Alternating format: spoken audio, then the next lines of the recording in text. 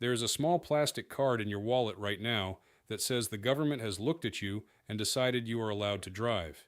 You earned it. You studied a handbook full of rules about right-of-way and stopping distances. You sat a written exam. Somebody with a clipboard got into the passenger seat and watched you parallel park and had the authority to fail you. You paid a fee, you had your photograph taken, and only then were you permitted to move 2 tons of steel down a public road at 70 miles an hour. It feels like that card is as old as the car itself. It isn't. For the first years of the automobile in America, there was no license. There was no test of any kind. There was no minimum age, none, not 16, not 12, none. And there was nothing on the street to help you either. No stop signs, no traffic lights, no painted lines, no lane markings, no brake lights on the car in front of you. If you could get your hands on a machine with an engine and 4 wheels, you took it out and you drove it, as fast as it would go, wherever you liked, and no authority on earth could ask you a single question about it. So what actually happened when a whole country was handed a dangerous machine and no rules at all? How many people did it kill before anyone thought to check whether drivers could drive? And why, this is the part that will bother you, did it take 56 years for the last state to require a driving test? We're going to meet the first American ever arrested for speeding, a taxi driver who hit 12 miles an hour and went to jail for it. We're going to meet the man who wrote the world's first set of traffic rules and never learned to drive a car in his life. We're going to read a bill that ordered motorists to take their automobile apart and hide the pieces in the bushes if a horse got frightened. And we're going to watch an industry invent a single insulting word to make the dead responsible for their own deaths. Because this isn't really a story about paperwork, it's about who owns the street, and about the moment that answer was taken from one group of people and handed to another. Let's open the vault. To understand why nobody licensed drivers, you first have to understand what an American street was before the car. Step out onto one in 1900, and it would look wrong to you. No painted lines, no lanes. In many places, no curb worth the name, no clear border between road and sidewalk. Nothing telling anyone which way to go. There was a reason for that.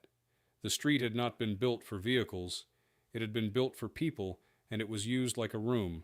Children played in it. Vendors set up carts and sold fruit, newspapers, flowers. Couples walked in the evening. Neighbors stood in the middle of it and talked. Wagons and carriages moved through the same space, but they moved at the speed of a walking horse, and everyone understood the arrangement.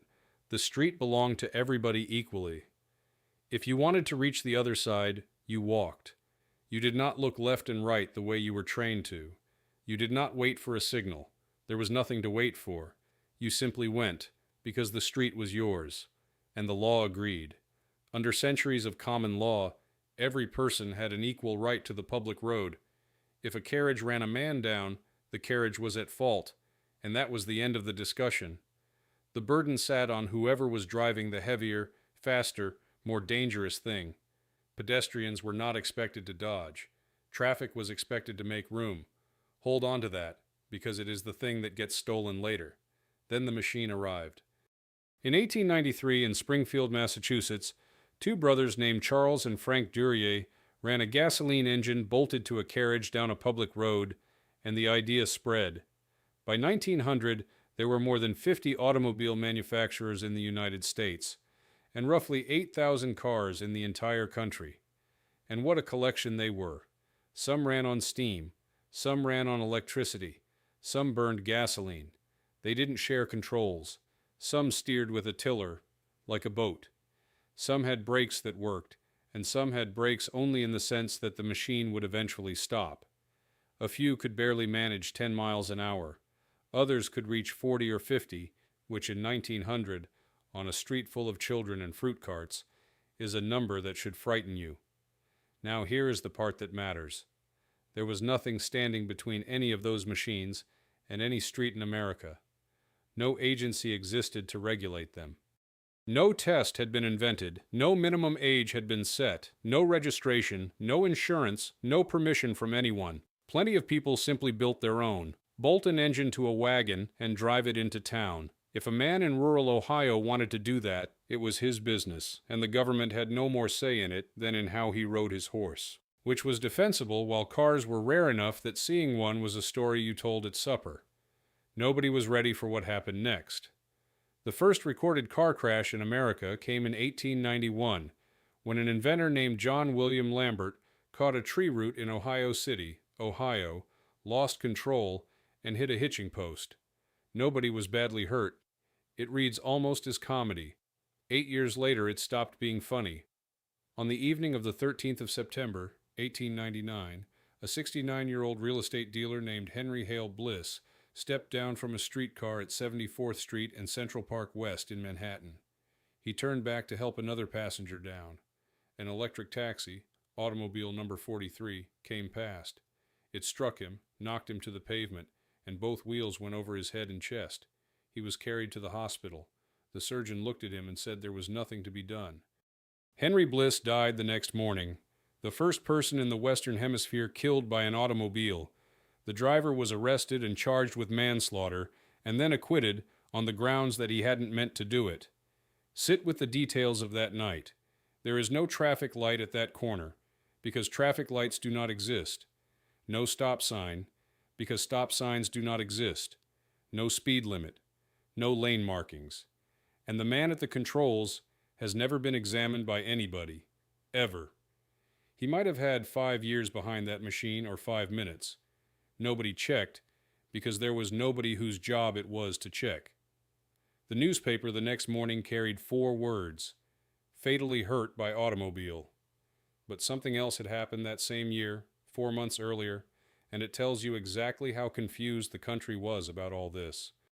On the 20th of May, 1899, a 26-year-old New York taxi driver named Jacob German was chased down by a policeman on a bicycle and thrown in jail for speed. He was doing 12 miles an hour down Lexington Avenue, where the limit was 8. His cab was electric, 12 miles an hour, slower than a modern cyclist, and the first American ever arrested for speeding did not get a ticket, because tickets had not been invented either. They locked him in a cell at the station house on East 22nd Street. So in 1899, the state could imprison you for driving 12 miles an hour, and in the same year, it could not stop an untested man from killing a pedestrian with a taxi. That was the whole system. No standards at all, and then sudden, arbitrary punishment. Connecticut made the first real attempt in 1901, capping automobiles at 12 miles an hour in cities and 15 outside them, which sounds strict until you remember most cars couldn't do much better anyway. And out in the countryside, the response was stranger still. Farmers called the automobile the devil wagon, and they were not being poetic. The noise panicked horses, and a panicked horse could kill a family. Legislatures took it seriously. In 1896, the Pennsylvania legislature took up a bill requiring that any motorist who met a horse on the road must stop at once, pull to the side, and, if the animal was still frightened, take the automobile apart and hide the pieces in the bushes until the horse had gone by. It passed. Unanimously, both chambers. Grown legislators voted for a law ordering drivers to disassemble their own cars at the roadside, and only the governor's veto stopped it from taking effect. That is how completely nobody knew what to do with this thing. In 1903, the first licenses appeared. Massachusetts and Missouri became the first 2 states to require that a driver carry one. Now be careful with that word. There was no test, no exam, no evaluation of any kind. You walked into a government office, you paid a small fee, and a clerk handed you a piece of paper with your name written on it. That was the entire process. The license proved one fact, that you had come in and registered. It said nothing whatsoever about whether you could drive. It was an identification card being sold as a qualification. New York started the same year, calling it an operator's certificate. It cost $1 and you had to carry it. No test, no demonstration, no proof of anything. You paid your $1 and you were, officially, a licensed driver. It was closer to a receipt than a credential. Some people took to the machine anyway. The first woman in America to hold a driver's license was Anne Rainsford French Bush, who got hers in 1900, and who, a magazine reported decades later, never put a dent in a single one of her cars, which puts her ahead of most of us. and for most of the country, even this piece of paper was optional. In 1909, Pennsylvania became the first state to set a minimum driving age at 18. Before that, there wasn't one. Anywhere. A 10-year-old could take a car onto a public street, and some did. Meanwhile, the machines themselves were barely finished products. In 1903, a woman named Mary Anderson watched a streetcar driver in New York lean out into sleet to clear his windshield by hand, and patented a device to do it from inside, the windshield wiper. Manufacturers turned her down flat. One firm told her the thing had no practical value. Others objected that a moving arm on the glass would distract the driver, which was apparently more dangerous than a driver who could not see out of his own windshield. That was the safety thinking of the era. A wiper was a hazard. An untested man at the controls was not. And then there is the man who wrote the rules. William Phelps Eno was a wealthy New Yorker who got stuck in a horse-drawn jam as a boy and never got over it. In 1903, he wrote, "Rules for Driving and the Regulation of Street Traffic," the first city traffic code anywhere in the world, and the New York police adopted it. He invented the stop sign. He came up with the pedestrian crossing, the one-way street, the taxi stand, the safety island, the traffic circle. He drew the plans for London and Paris, too, including the ring of traffic around the Arc de Triomphe. They call him the father of traffic safety. He never learned to drive. Not as a young man, not later, not ever. When he had to travel by car, he was driven by a chauffeur.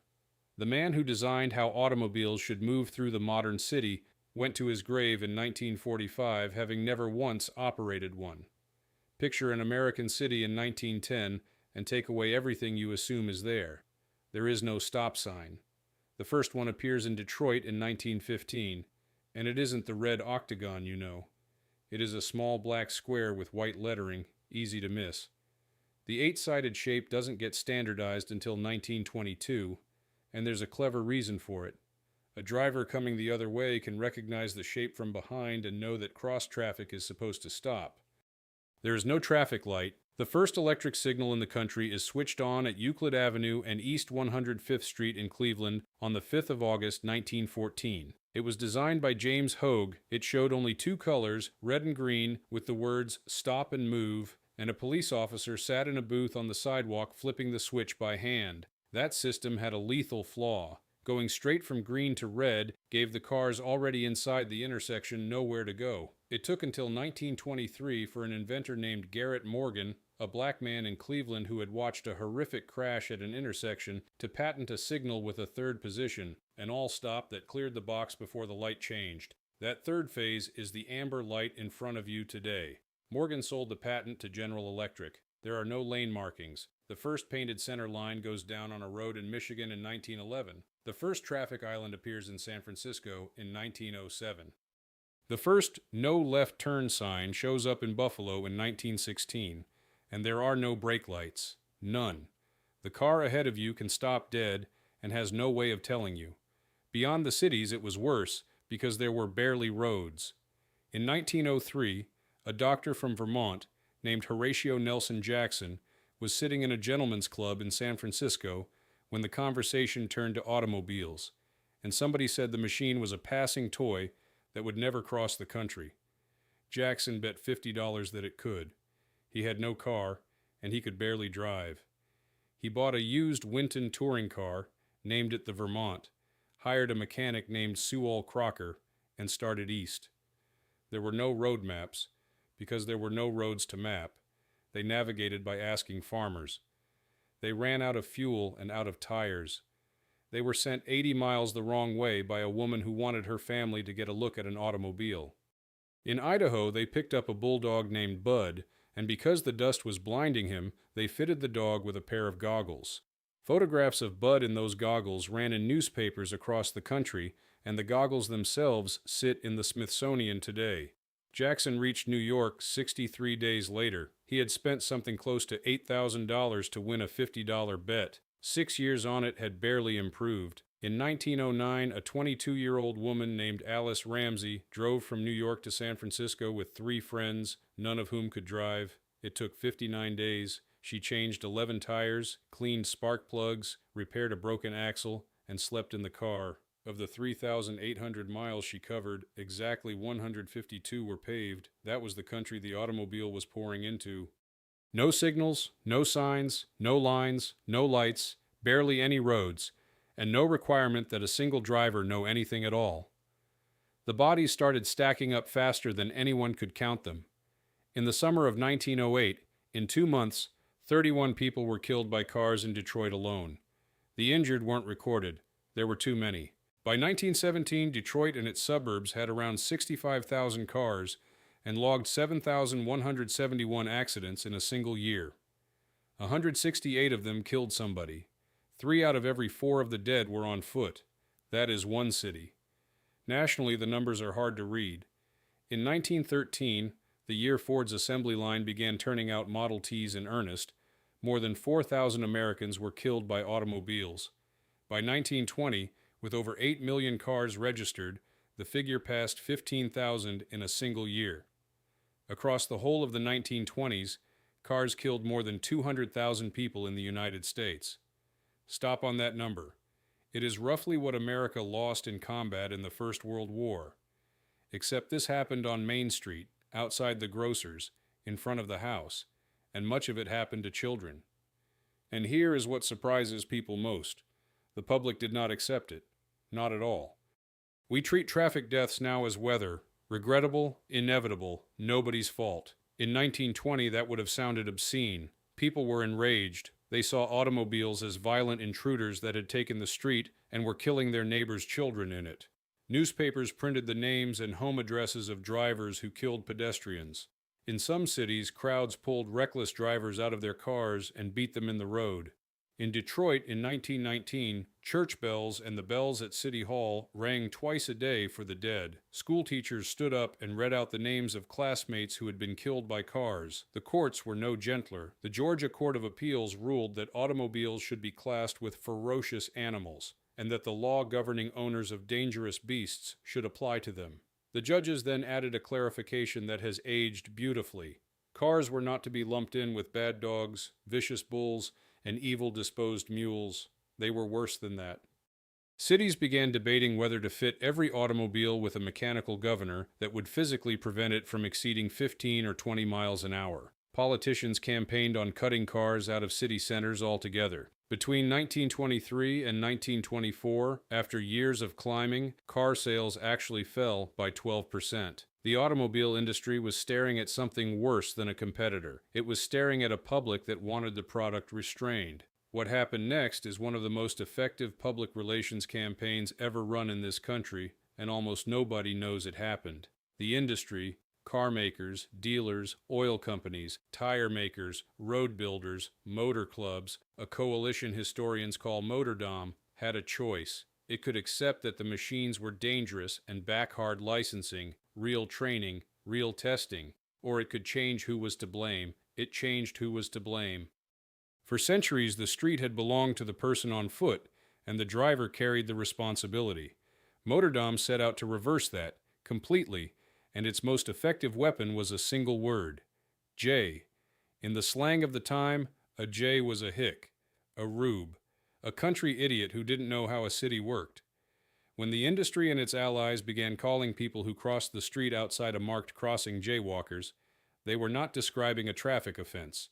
They were calling them stupid in public, on purpose. And the campaign behind that word was thorough. The National Automobile Chamber of Commerce sent free accident statistics to newspapers, pre-framed to move the blame from the driver to the walker. Auto clubs printed cards and handed them to Boy Scouts to give out on street corners, instructing pedestrians to use crossings. At public safety days, actors dressed in old-fashioned country clothes were jeered as jaywalkers while Model Ts nudged them for laughs.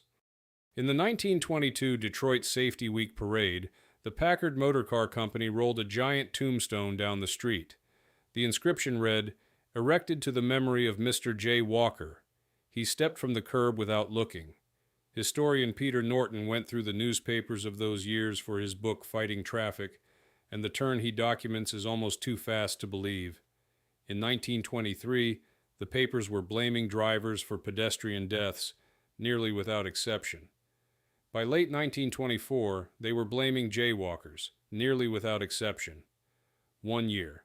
Kansas City made jaywalking a crime first. Los Angeles followed in 1925, and there the police went further, putting officers on corners to blow whistles at people who stepped off the curb in the wrong place in a city where a few years earlier that had been simply walking. Within a few years the idea was everywhere, and the street, public ground for as long as there had been streets, belonged to the automobile. The people who had always walked in it were now trespassing, and notice what the word did that a law could never have done. A law can be argued with, repealed, taken to court. A word gets into the mouths of the victims. Within a decade, a mother whose child had been killed crossing the road would find neighbors asking what the boy had been doing in the street. And this landed directly on the licensing question, which is the point. If the problem is the pedestrian, there is no urgency about the driver. Why test drivers harder when the person at fault is the fool who stepped off the curb? The industry's answer to 20,000 deaths a year was, educate the walkers, fine the jaywalkers, widen the roads, and let the cars keep moving. That argument bought the industry decades.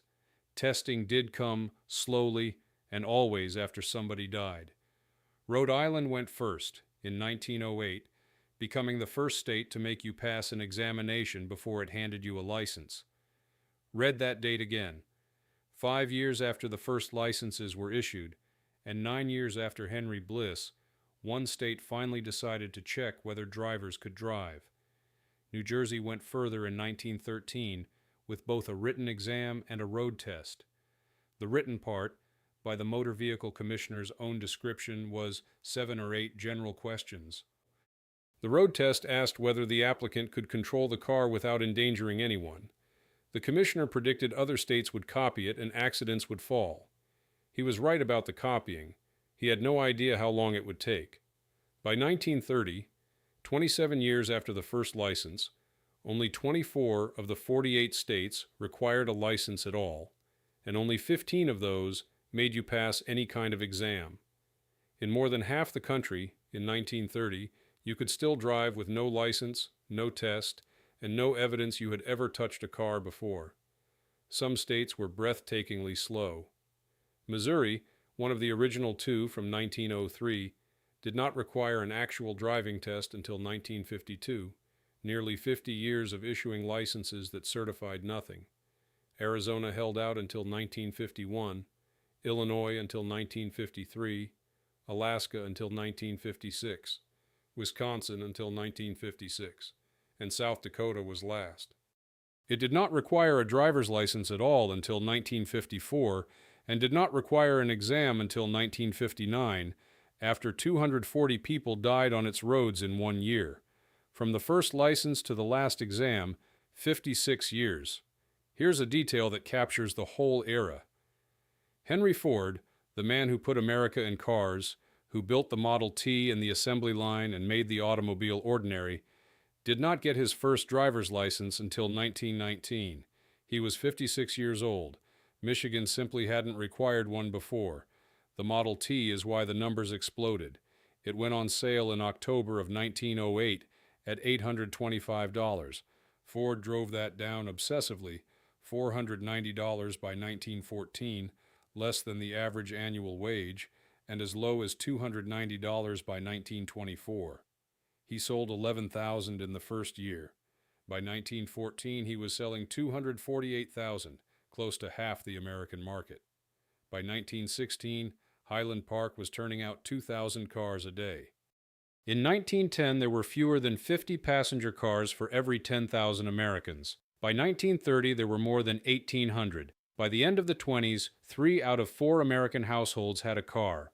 Every year, hundreds of thousands of new drivers, most of them tested by nobody. Take the whole thing in one piece and it stops looking like a story about paperwork. A dangerous new machine arrived. The rules did not for half a century. In the gap, hundreds of thousands of people died. And when the public demanded the machine be restrained, an industry spent its money not on making drivers competent, but on convincing the country that the dead had been standing in the wrong place. That argument won. It is still winning. Jaywalking, a word invented by a lobby to protect a product, is a criminal offense in American cities today. The suburbs, the highways, the strip malls, the drive-thrus, all of it was built on the assumption that every adult would drive, an assumption that was manufactured, not discovered, and the toll never went away. Per mile driven, we are far safer. Seatbelts, airbags, crumple zones, anti-lock brakes. But in 2023, more than 40,000 Americans were killed in motor vehicle crashes. That is one death every 12 minutes, all day, every day, all year. As one safety official put it, it's as if a regional jet fell out of the sky every single day, and we had all agreed not to mention it. Something is shifting, though. In 1984, almost 48% of American 16-year-olds held a driver's license. By 2018, that was down to about 25%. Of Americans between 20 and 24, 92% had licenses in 1983. 30 years later, it was down near 77. The card that used to mean you had become an adult means less every year. So here's what I want to know from you. That word, jaywalker, was invented to move the blame from the person driving to the person walking, and it worked so well we still use it without thinking. What else are we calling normal right now that was sold to us the same way? Tell me in the comments. I read them. And the card in your wallet, the one you had to earn? For 56 years in this country, that card certified nothing at all. And in half the states it didn't exist. It became a real thing only because enough people were killed in the street to make the argument impossible to lose. The test you took wasn't a formality. It was the bill for 200,000 funerals. If you want more of these, the parts of American life that turn out to have a start date, subscribe and open the vault with us. There's another one waiting for you right here.